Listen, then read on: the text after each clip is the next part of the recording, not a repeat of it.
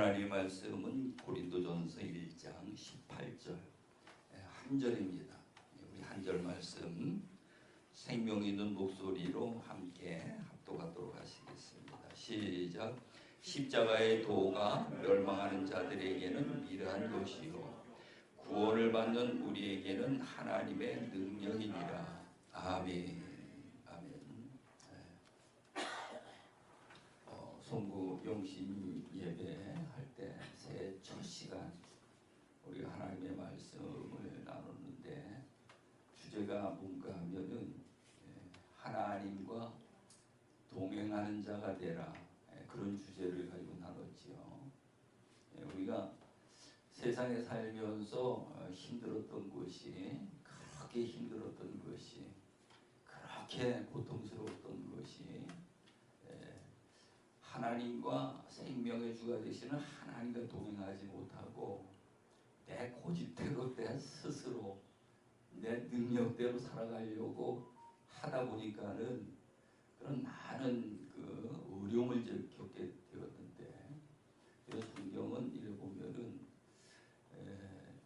나 혼자 내가 원하는 대로가 아니고 하나님 은혜 안에 하나님과 동행하는 자가 되어야 된다. 하나님에게 붙어있는 자가 되어야 된다. 성경은 전체가 우리에게 그것을 가르치고 있는 거죠. 아멘. 그래서 새해는 하나님과 동행하는 자가 되어주시기 바랍니다. 에녹이 300년 동안 하나님과 동행하였더라. 노아도 하나님과 동행하였더라. 아브라함, 이삭, 야곱, 요셉이 하나님과 동행해서 그가 형통했더라, 이렇게 성경은 기록이 되어 있는데, 그가 형들에게 미움을 받고 장사꾼들에게 애굽에 팔려 내려가고 그 감옥에 들어가는 것도 다 형통이에요. 아멘. 우리는 불통같이 보이잖아요. 그게 다 형통이라고. 그래서 오늘 우리가 어떤 어려운 일이 있고 시험이 있더라도 왜 이렇게 불통해, 이렇게 생각하지 말고 형통한 것이다. 왜? 하나님이 나를 궁극적으로는 새 사람 만드는 게 목적이거든요. 거듭난 새 사람. 성경에 보면은 아담이 있지요. 아담이 많은 자녀들을 낳았는데 성경에 기록된 대표적인 아들을 보면은 세 사람이에요. 세 사람. 첫 번째는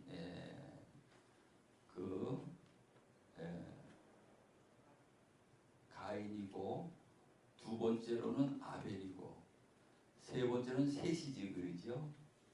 근데 여러분들이 여기서 그 비밀이 풀려야 돼. 뭔 비밀인가 하면은, 가인과 아벨이 하나님 앞에 예배를 했죠. 예배를 했는데 가인의 제물은 안 받으시고 아벨의 제물은 받으셨어요.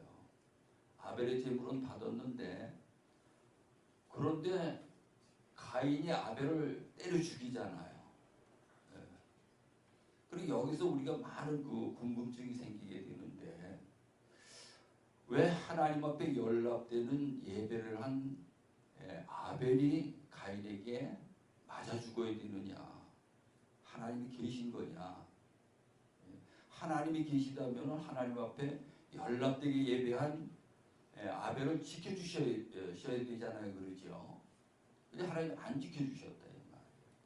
그런 비밀들이 우리가 이제 깨달아지고 풀어져야 우리가 이제 영적으로 성장이 되고 하나님 앞에 우리가 더 적극적으로 계시하면서 하나님과 동행할 수 있는 그런 삶이 되어져야 되는 줄 믿으시기 바랍니다.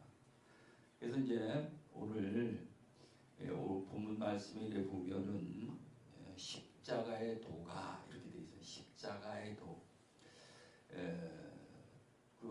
글로벌 마음 연수원 유튜브에 들어가셔가지고요. 글로벌 마음 연수원을 치시고 거기 들어가면은 십자가의 도에 관해 가지고 새벽마다 해서 유튜브에 올려놓은 것이 12번인가 13번까지 있어요. 그게요.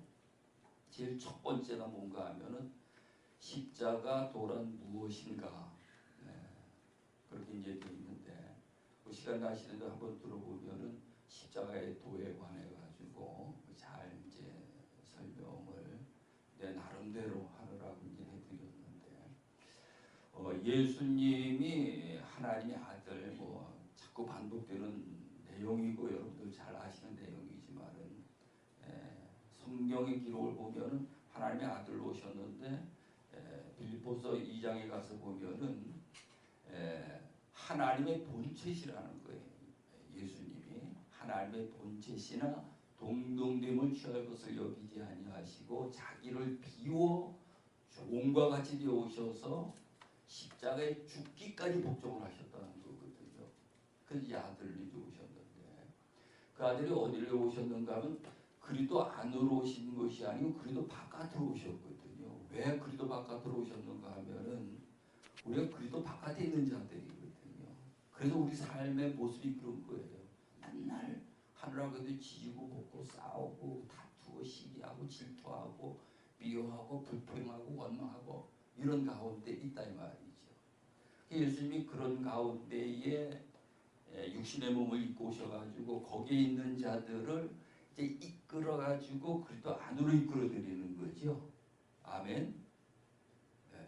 우리가 교회에 나와서 하나님을 믿는 신앙생활이라는 것은 그래도 바깥에 있는 자들이 그리스도 안으로 들어가는 거예요. 그래서 고린도후서 5장 17절에 보면은 그리스도 안에 있으면 새로운 피조물이라 보라 옛것은 지나갔으니 새 것이 되었도다. 항상 우리는 새 것 만드는 것이죠, 하나님이. 근데 그래도 바깥에 있는 자들이 그리스도 안으로 들어가는 방법이 뭔가 하면 십자가의 도예요. 오늘 1장 그 18절에 보면 십자가의 도가 이렇게 돼 있죠. 이 십자가의 도가 무엇인지가 이거 풀어줘야 되거든요. 근데 왜 어렵게 십자가의 도의 길을 가야 되느냐? 우리 율법 아래 있고 육체 안에 갇혀 있고 육신의 생각에 갇혀 있고 이것을 벗어버려야 되는 거거든요.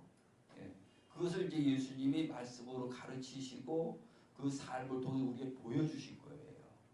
그래서 예수님이 십자가에 못 박히실 때 뭐라고 말씀하셨는가 하면은 내가 천사 12군단을 기르다 저들을 멸할 수 없는 줄 아느냐 하실 수 있다는 거예요.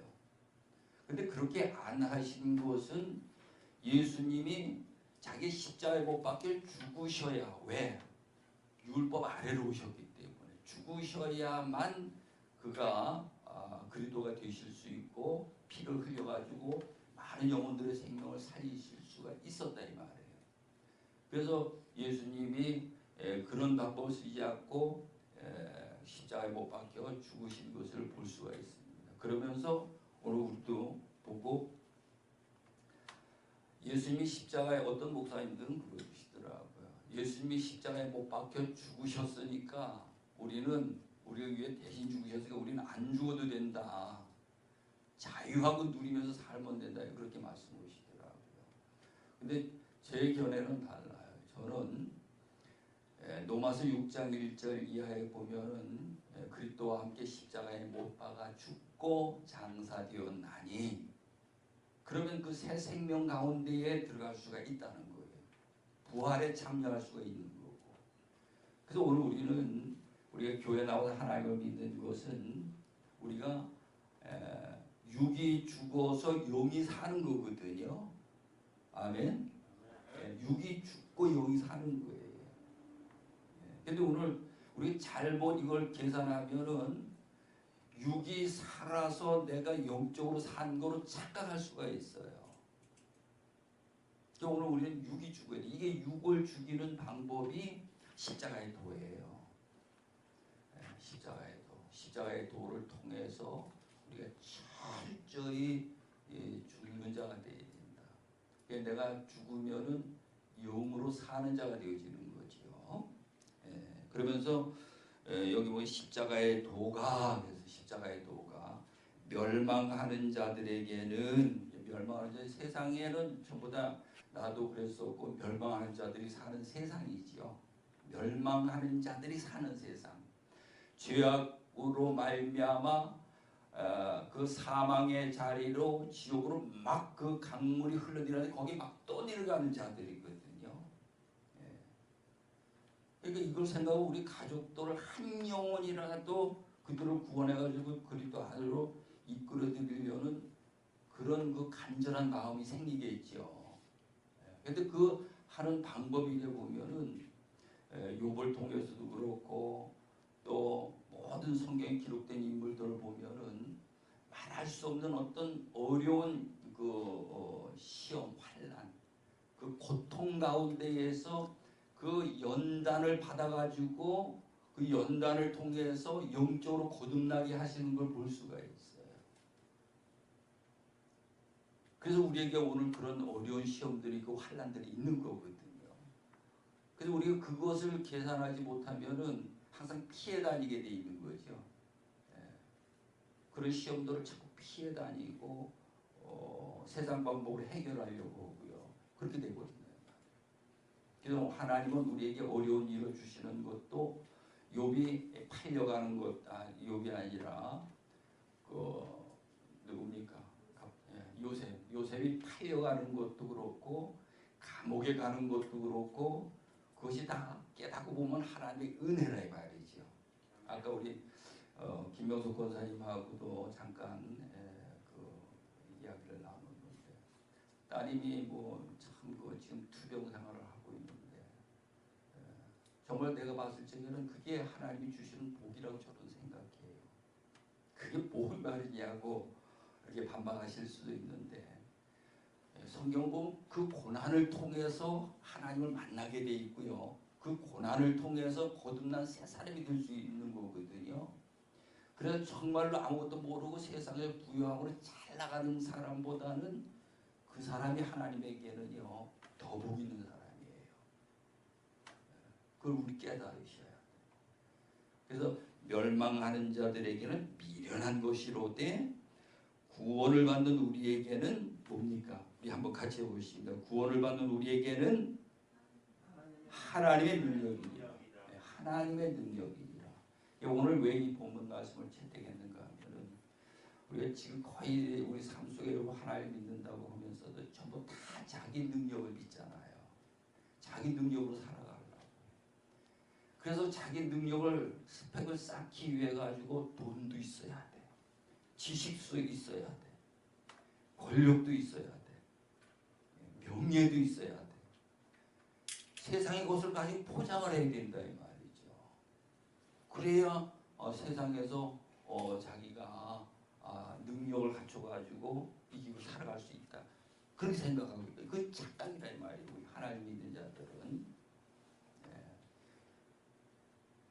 그래서 우리가 하나님의 능력을 내 능력이 아니고 내가 만든 능력이 아니고 하나님의 능력으로 2022년도 새해를 살아가야 된다 이 말이에요. 그러면 어떻게 하면 하나님의 능력을 내 능력을 포기해버리고 하나님의 능력으로 살아갈 수 있는가? 이제 그게 중요한 거죠. 그게 중요해요.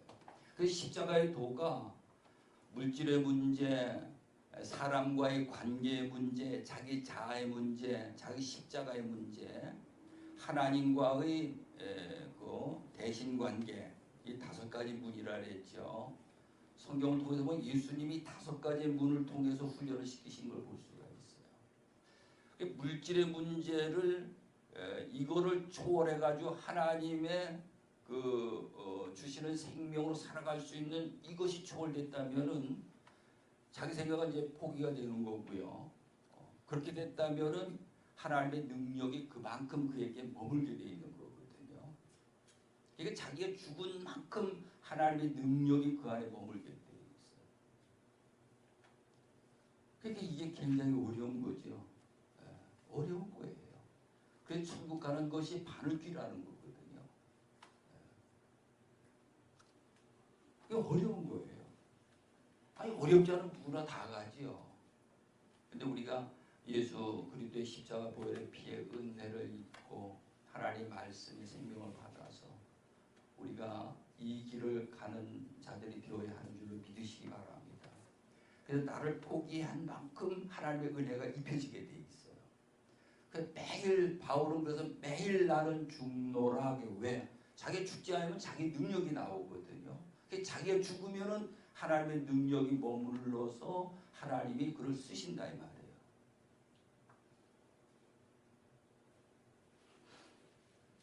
그래서 2022년도 새해에는 내 능력 버리십시다. 아멘. 미련하고 어리석은 거거든요. 하나님의 능력으로 살아갈 수 있는 교회와 여러분들이 다 되어지시기를 간절히 축원합니다. 아멘. 성경 한 절 찾아보고 말씀을 마치도록 하겠습니다. 고린도후서 12장.